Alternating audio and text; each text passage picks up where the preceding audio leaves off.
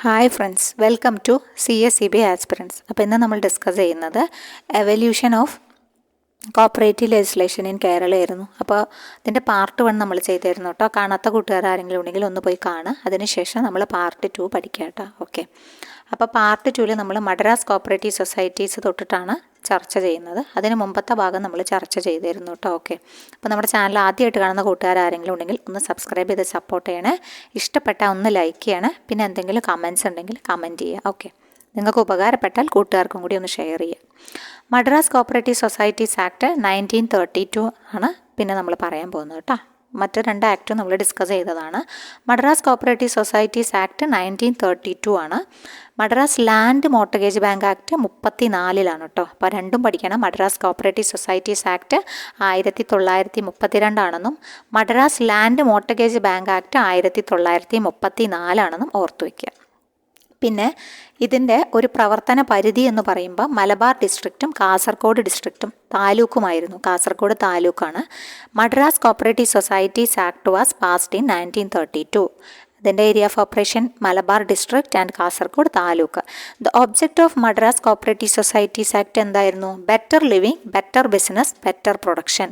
ഇത് ഏത് ആക്ടിലാണ് പറയണമെന്ന് വെച്ച് കഴിഞ്ഞാൽ മദ്രാസ് കോപ്പറേറ്റീവ് സൊസൈറ്റീസ് ആക്ടിൻ്റെ എയിംസ് ആയിട്ട് പറയുന്നതാണ്. അതുപോലെ തന്നെ promoting thrift, self help, cooperation among member agriculturist and persons with common economic interest എന്നിവയെല്ലാം മദ്രാസ് കോപ്പറേറ്റീവ് സൊസൈറ്റീസിൻ്റെ എയിംസ് ആയിട്ടാണ് പറയപ്പെടുന്നത്. ഓക്കെ, അടുത്ത പോയിന്റ് നോക്കുകയാണെങ്കിൽ as per Madras cooperative societies act only dash members are required to register a society. Answer 10 ആണ് കേട്ടോ. Societies were registered with dash limited liability as well as unlimited liability. Societies 2 രീതിയിൽ register ചെയ്യായിരുന്നു. Limited liability എന്നും unlimited liability എന്നും പറഞ്ഞ് register ചെയ്യായിരുന്നു. Okay, പിന്നെ Malabar central cooperative ബാങ്കിൻ്റെ പബ്ലിക്കേഷനാണ് പരസ്പര സഹായി എന്ന് പറയുന്നത്. അതായത് മലബാർ സെൻട്രൽ ബാങ്കാണ്, കോപ്പറേറ്റീവ് സെൻട്രൽ ബാങ്കാണ് അന്ന് ആ സമയത്ത് വർക്ക് ചെയ്യുന്ന ആ ഭാഗത്തുള്ള പ്രധാനപ്പെട്ട ബാങ്ക്. ഓക്കെ, അവരുടെ പബ്ലിക്കേഷനാണ് പരസ്പര സഹായി എന്നത് മലബാർ സെൻട്രൽ കോപ്പറേറ്റീവ് ബാങ്കിൻ്റെ എന്താണ് പബ്ലിക്കേഷനാണ്.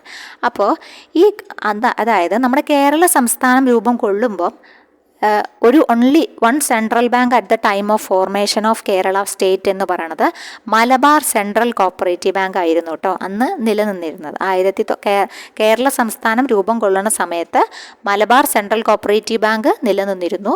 സോ അതുകൊണ്ട് തന്നെ first dash was the only central bank at the time of formation of Kerala state എന്ന് പഠിക്കുമ്പോൾ മലബാർ സെൻട്രൽ കോപ്പറേറ്റീവ് ബാങ്കാണ് പഠിക്കുന്നത്. 1917 എസ്റ്റാബ്ലിഷ് ചെയ്തു എന്നാണ് പറയണത്. ഓക്കെ, അപ്പം നമ്മൾ മുൻപത്തെ വർഷം നോക്കുമ്പോൾ 13 ഉണ്ട്. പക്ഷെ 17 എസ്റ്റാബ്ലിഷ് ചെയ്തതെങ്കിലും ആ സമയത്ത് സെൻട്രൽ കോപ്പറേറ്റീവ് ബാങ്കായിട്ട് നിലനിന്നിരുന്നത് മലബാർ സെൻട്രൽ കോപ്പറേറ്റീവ് ബാങ്ക് ആയിരുന്നു കേട്ടോ. ഓക്കെ, പിന്നെ ഈ മലബാർ സെൻട്രൽ കോപ്പറേറ്റീവ് ബാങ്കാണ് നമ്മുടെ കേരള സ്റ്റേറ്റ് കോപ്പറേറ്റീവ് ബാങ്ക് ആയല്ലോ. അപ്പോൾ ഫസ്റ്റ് സെൻട്രൽ ബാങ്ക് അഫിലിയേറ്റ് ചെയ്യുന്നതും കേരള സ്റ്റേറ്റ് കോപ്പറേറ്റീവ് ബാങ്കിൽ അഫിലിയേറ്റ് ചെയ്യുന്ന ഫസ്റ്റ് സെൻട്രൽ ബാങ്ക് ഏതാണെന്ന് ചോദിച്ചു കഴിഞ്ഞാൽ മലബാർ സെൻട്രൽ കോപ്പറേറ്റീവ് ബാങ്കാണ് ഉത്തരമായിട്ട് വരുന്നത് കേട്ടോ. ഓക്കെ, അപ്പോൾ ഈ മലബാർ സെൻട്രൽ കോപ്പറേറ്റീവ് ബാങ്കുമായി ബന്ധപ്പെട്ടത് എസ്റ്റാബ്ലിഷ് ചെയ്യുന്ന വർഷം പഠിക്കണം, 1917. ഓക്കെ, പിന്നെ Malabar central cooperative bank was the only central bank at the time of formation of Kerala state. അത് 2. പിന്നെ പഠിക്കേണ്ടത് first central bank affiliated to Kerala state cooperative bank. അതും എന്താണ്? മലബാർ സെൻട്രൽ കോപ്പറേറ്റീവ് ബാങ്കാണ്. പിന്നെ അടുത്ത പോയിന്റ് പരസ്പര സഹായി ഈസ് ദ പബ്ലിക്കേഷൻ ആണ്. ആരുടെ? മലബാർ സെൻട്രൽ കോപ്പറേറ്റീവ് ബാങ്കിൻ്റെ. ഈ 4 പോയിന്റുകളും ഓർത്തിരിക്കണം മലബാർ സെൻട്രൽ കോപ്പറേറ്റീവ് ബാങ്കുമായിട്ട് കേട്ടോ. ഓക്കെ, പിന്നെ മദ്രാസിൽ കൊമേഴ്ഷ്യൽ ക്രോപ്പ് ആക്ട് ഉണ്ടായിരുന്നു 1933 കേട്ടോ. 32 ഈ ഒരു Madras cooperative societies act, 33 Madras commercial crop act. ഈ മദ്രാസ് കൊമേഴ്ഷ്യൽ ക്രോപ്പ് ആക്ട് പ്രകാരമാണ് അന്നത്തെ മാർക്കറ്റുകൾ, റെഗുലേറ്റഡ് മാർക്കറ്റ്സ്, കേരളത്തിലുള്ള മാർക്കറ്റ്സ് കൺട്രോൾ ചെയ്തിരുന്നത്. 2 റെഗുലേറ്റഡ് മാർക്കറ്റ്സ് ആയിരുന്നു ഉണ്ടായിരുന്നത്, തിരൂരും പൊന്നാനിയും. അത് മലബാർ ഏരിയയിലുള്ളതാണ്. ഓക്കെ, തിരൂരും പൊന്നാനിയും മലപ്പുറം ജില്ലയിലാണ് കേട്ടോ. അപ്പോൾ dash controlled regulated markets in Kerala എന്ന് വെച്ച് കഴിഞ്ഞാൽ മദ്രാസ് കൊമേഴ്ഷ്യൽ ക്രോപ്പ് ആക്ട് ആണ് 1933. ഓക്കെ. മദ്രാസ് കോപ്പറേറ്റീവിൻ്റെ ലാൻഡ് മോർട്ടഗേജ് ബാങ്ക് ആക്ട് വന്നത് 34-ലാണ്. മദ്രാസ് കോപ്പറേറ്റീവിൻ്റെ ലാൻഡ് മോർട്ടഗേജ് ബാങ്ക് ആക്ട് വന്നത് 34-ലാണ്. അപ്പോൾ തുടർച്ചയായിട്ടാണ് പഠിക്കേണ്ടത്. 32-ൽ Madras cooperative societies act, Madras commercial crop act 33-ൽ, പിന്നെ 34-ൽ Madras cooperative land mortgage bank act. 32, 33, 34. Okay. പിന്നെ അതിൻ്റെ കീഴിൽ മദ്രാസ് കോപ്പറേറ്റീവ് സൊസൈറ്റീസ് ആക്ടിൻ്റെ കീഴിൽ ഫസ്റ്റ് കോപ്പറേറ്റീവ് രജിസ്റ്റർ ചെയ്ത ഫസ്റ്റ് കോപ്പറേറ്റീവ് സൊസൈറ്റി ഏതാണ്? കൊടുവായൂർ അഗ്രികൾച്ചറൽ ക്രെഡിറ്റ് സൊസൈറ്റിയാണ്. പാലക്കാട് ജില്ലയിലുള്ളതാണ് കേട്ടോ. കൊടുവായൂർ അഗ്രികൾച്ചറൽ ക്രെഡിറ്റ് സൊസൈറ്റിയാണ് first cooperative society registered under Madras cooperative societies act എന്ന് പറഞ്ഞ് വരുന്നത് മലബാർ ഏരിയയിലാണ്, പാലക്കാടാണ്. Oldest cooperative society in Kerala ചോദിച്ചാലും എന്തുതന്നെയാണ്? കൊടുവായൂർ അഗ്രികൾച്ചറൽ ക്രെഡിറ്റ് സൊസൈറ്റിയാണ്. ഓക്കെ, കൊടുവായൂർ അഗ്രികൾച്ചർ ക്രെഡിറ്റ് സൊസൈറ്റിയാണ് oldest cooperative society in Kerala എന്ന് ചോദിച്ചാലും. പിന്നെ first cooperative urban bank registered under 1912 act in Malabar area. Okay, Malabar ഏരിയയിൽ first cooperative urban bank limited ആണ് കൊടുവായൂർ, പാലക്കാട്. 1915 കേട്ടോ. കോപ്പറേറ്റീവ് അർബൻ ബാങ്ക് രജിസ്റ്റർ ചെയ്യുന്നത് മലബാർ ഏരിയയിലുള്ളത് കോപ്പറേറ്റീവ് അർബൻ ബാങ്ക് ലിമിറ്റഡ് ആണ് കൊടുവായൂർ, പാലക്കാട് ജില്ല. ഓക്കെ. പിന്നെ അടുത്തത് പറയുകയാണെങ്കിൽ പിന്നെ ട്രാവൻകൂറും കൊച്ചിയും തമ്മിലുള്ളതാണ്. ട്രാവൻകൂറും കൊച്ചിയും സംയോജനവുമായി ബന്ധപ്പെട്ടിട്ടുള്ളതാണ്. 1951 എന്ത് ചെയ്യുന്നത്? ട്രാവൻകൂറും കൊച്ചിയും ആക്ടുകൾ വരുന്നത്. ഓക്കെ. ട്രാവൻകൂറും കൊച്ചിയും ഫോം ചെയ്യുന്നു 1 ജൂലൈ 1949 തിരുക്കൊച്ചി സംയോജനം നടന്ന് 51 ആക്ട് പാസ്സാവുകയാണ് കേട്ടോ. 1 July 1949 Travancore Cochin state form ചെയ്യാണ്. അത് കഴിഞ്ഞ് ആക്ട് വരുന്നത് കോപ്പറേറ്റീവ് സൊസൈറ്റീസ് ആക്ട് വരുന്നത് 1951 Travancore Cochin cooperative societies act came into force on 3 June 1952 എന്നാണ് പറയുന്നത് കേട്ടോ. 3 June 1952 Travancore Cochin cooperative societies act came into force on 3 June 1952. After the commencement of Travancore Cochin Cooperative Societies Act, Travancore Central Cooperative Bank rename ചെയ്യുന്നു. Travancore Cochin central cooperative bank എന്നാക്കുന്നത് 1954 okay. പിന്നെ ഈ പ്രധാനപ്പെട്ട എല്ലാം, അതായത് Kerala state newly organised in 1956, 2 different cooperative laws were in operation. ആ സമയത്ത് Travancore Cochin cooperative societies act ഉണ്ടായിരുന്നു. പിന്നെ Madras cooperative societies act of 1932 ഉണ്ടായിരുന്നു. So, there was the necessity for a uniform legislation for entire state of Kerala. എല്ലാവർക്കും കൂടി ഒന്ന് വേണമല്ലോ. അതുകൊണ്ട് the government took initiative to bring in new legislation കൊണ്ടുവരാൻ ഗവൺമെൻറ് തീരുമാനിക്കുകയാണ്. അങ്ങനെ ഫൈനലി ഇൻ 15th May 1969 നമ്മുടെ പ്രസൻറ്റ് ആക്റ്റായ കേരള കോപ്പറേറ്റീവ് സൊസൈറ്റീസ് ആക്ട് പാസ്സാവുകയാണ് കേട്ടോ. പ്രസൻറ്റ് ആക്റ്റായ Kerala cooperative societies act was passed on 15/5/1969 നിലവിൽ വരികയാണ്. അപ്പോൾ ട്രാവൻകൂർ കോപ്പറേറ്റീവ് സൊസൈറ്റീസ് ആക്ടിൻ്റെ പ്രധാനപ്പെട്ട കാര്യങ്ങൾ നമുക്ക് ജസ്റ്റ് ഒന്ന് നോക്കാം. Travancore cooperative societies act 1914 firstly the central bank has been organised and registered and the same is acting as the financial agency for primary society. അങ്ങനെ ഒരു സംഭവം വന്നത് ഈ 1914 ട്രാവൻകൂർ കോപ്പറേറ്റീവ് സൊസൈറ്റീസ് ആക്ടിൻ്റെ ഭാഗമായിട്ടാണ്. ഓക്കെ, സെൻട്രൽ ബാങ്ക് ഓർഗനൈസ് ചെയ്യുകയും രജിസ്റ്റർ ചെയ്യുകയും അത് ഫിനാൻഷ്യൽ ഏജൻസി ഫോർ പ്രൈമറി സൊസൈറ്റിയായി വർക്ക് ചെയ്യുന്നത് എന്താണ്? ട്രാവൻകൂർ കോപ്പറേറ്റീവ് സൊസൈറ്റീസ് ആക്ടിൻ്റെ ഭാഗമായിട്ടാണ്. പിന്നെ കൊച്ചിൻ കോപ്പറേറ്റീവ് സൊസൈറ്റീസ് ആക്ടിൻ്റെ കീഴിലാണ് പ്രൈമറി കോപ്പറേറ്റീവ് സൊസൈറ്റീസ് ആദ്യമായിട്ട് രജിസ്റ്റർ ചെയ്യപ്പെടുന്നത്. പിന്നെ അതുപോലെ തന്നെ കൊച്ചിൻ കോപ്പറേറ്റീവ് സൊസൈറ്റീസ് കോട്ടേജ് ഇൻഡസ്ട്രിക്ക് പ്രാധാന്യം കൊടുക്കുന്നുണ്ട്, മോർ പ്രയോറിറ്റി കൊടുക്കുന്നുണ്ട് എന്ന് പ്രത്യേകം പ്രസ്താവിക്കുന്നുണ്ട്. പക്ഷേ പിന്നെ ട്രാവൻകൂറിൽ അങ്ങനെ ഒരു കോട്ടേജ് ഇൻഡസ്ട്രിക്കോ അല്ലെങ്കിൽ മറ്റു വല്ല ഇൻഡസ്ട്രിക്കോ പ്രാധാന്യം കൊടുക്കുന്നതായിട്ട് പറയപ്പെടുന്നില്ല. ഓക്കെ. പിന്നെ താലൂക്ക് ബാങ്കുകൾ, പ്രൈമറി സൊസൈറ്റിക്കും സെൻട്രൽ ബാങ്കിനും ഇടയിൽ താലൂക്ക് ബാങ്ക് പ്രവർത്തിക്കുന്നു എന്ന് ട്രാവൻകൂർ കോപ്പറേറ്റീവ് സൊസൈറ്റീസ് ആക്ടിൽ ചെയ്യുന്നുണ്ട് കേട്ടോ. അതായത് അതിലുണ്ട് taluk bank in between primary societies and central bank ഏത് ആക്ട് പ്രകാരമാണെന്ന് ചോദിച്ചു കഴിഞ്ഞാൽ ട്രാവൻകൂർ കോപ്പറേറ്റീവ് സൊസൈറ്റീസ് ആക്ടിൽ അങ്ങനെയുണ്ട്. No such intermediary body between primary and central society in the case of Cochin cooperative societies act 1913. Okay. പിന്നെ അതുപോലെ തന്നെ many type of cooperative societies such as urban banks, employee society, women society were registered under Travancore Cooperative Societies Act 1914. But Cochin കോപ്പറേറ്റീവ്സിലേക്ക് വരികയാണെങ്കിൽ Cochin credit sector separate societies were registered for agriculture and non agriculture എന്ന് പറഞ്ഞ 2 കാറ്റഗറിയിൽ മാത്രമാണ് എന്ത് ചെയ്തിരുന്നത്, societies register ചെയ്യപ്പെട്ടിരുന്നത്. Cochin credit sector separates societies were registered for agriculture and non agriculture only. അങ്ങനെയാണ് ഡിവൈഡ് ചെയ്തിരുന്നത്. മറ്റത് cooperative societies urban bank, employees society, woman society അങ്ങനെ പല പല പേരുകളിലായി രജിസ്റ്റർ ചെയ്യപ്പെട്ടിരുന്നു. ഓക്കെ.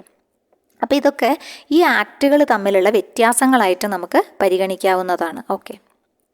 പിന്നെ അതുപോലെ തന്നെ മദ്രാസ് കോപ്പറേറ്റീവ് സൊസൈറ്റീസ് ആക്ടിൻ്റെ ഫീച്ചേഴ്സ് എന്തെല്ലാമാണെന്ന് നോക്കാം.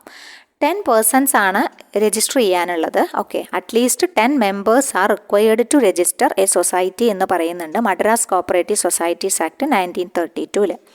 Societies were registered with limited as well as unlimited liability എന്ന് പറയുന്നുണ്ട്.